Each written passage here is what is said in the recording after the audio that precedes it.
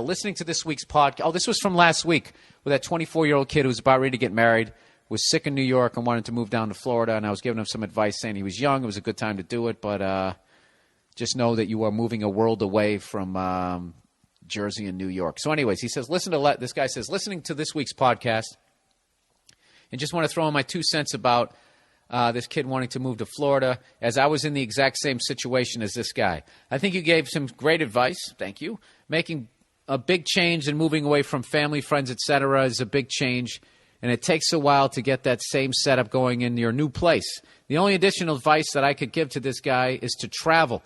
Check out places and see what he and his girlfriend like. Try Chicago, Portland, L.A., San Diego, Austin, etc. Those are some great cities you just picked there, by the way. Each have their own vibe and attitude and job markets. You were spot on with the New York Northeast attitude. I think he's talking to me now. It's foot on the floor, get out of the way. I found it to be too confrontational and self-centered, I guess, when he lived other places. And this guy seems to have a similar outlook. Unfortunately, I think his girlfriend is right. New York isn't going to change. He's just going to become more bitter. And if they get a house, mortgage, kids, etc., it probably only gets worse, and he feels like he's tied down to the place he's in. Like you said, he's young enough trying to make a move, and if it doesn't work, he can move back. I just say he should do some traveling and scout first. At a minimum, it gives him a break from the New York attitude and lets you clear your head and get a perspective. Best case, he finds somewhere that seems like a fit for his and his girlfriend's personalities. Yeah, that's a huge fucking thing. You know what I mean? You definitely want to travel around and try some shit out, because if you just go to one place, God forbid you don't like it, but your girl or your boyfriend loves it, and then you're stuck there. I know somebody like that. They moved to Tampa. And the dude loves it, and his wife is fucking miserable. You see it on her face every time I see her. Hey, you still kind of not liking it? And she's just, you're warming up to it a little bit, and she just fucking shakes her head slowly. And, the guy's an idiot. And he's like, I don't know what a problem is. I love it. It's like, I don't know how he does that. I couldn't. If Neil was miserable living somewhere, if your girl is miserable, that's it, man. You got to get the fuck out of there. She's going to bring that misery down on you. All right, men are studs, women are whores. I had that conversation last week with the lovely Nia. She says, Bill, my wife and I went to a marriage retreat one summer, and the guest speaker said a quote that stuck with me. The quote was, a key that can open many locks is called a master key. A lock that can be opened with many keys is considered useless. Just a bit of ammunition the next time you get into a heated argument. Stay safe. Go fuck yourself. I would love to say that I get it.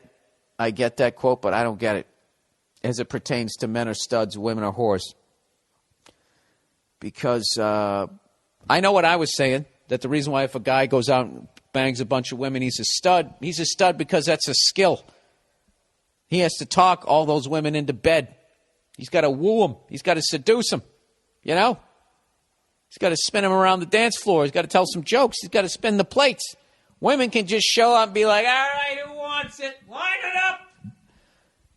And they can have a fucking 10-on-1 if they want to. You know what I mean? That's what I was saying. So he says a key that can open many locks is considered a master key. So I guess that's the guy being able to talk all the broads in bed. A lock that can be opened with many keys is considered useless. That's where it goes off the rails for me.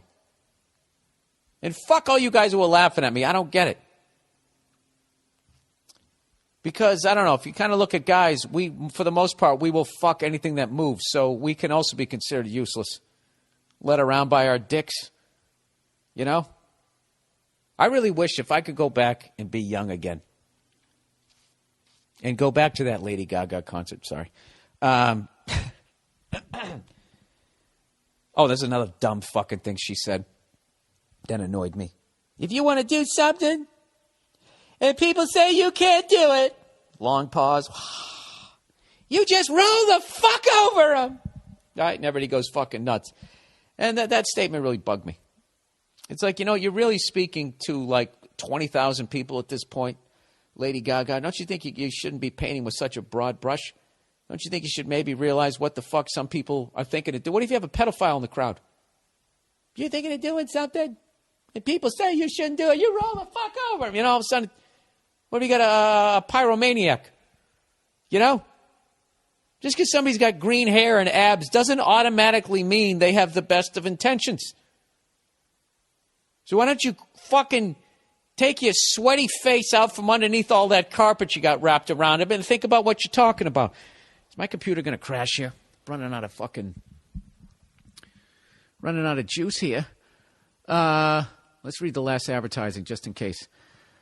eVoice. Oh, I like this. This is awesome. eVoice.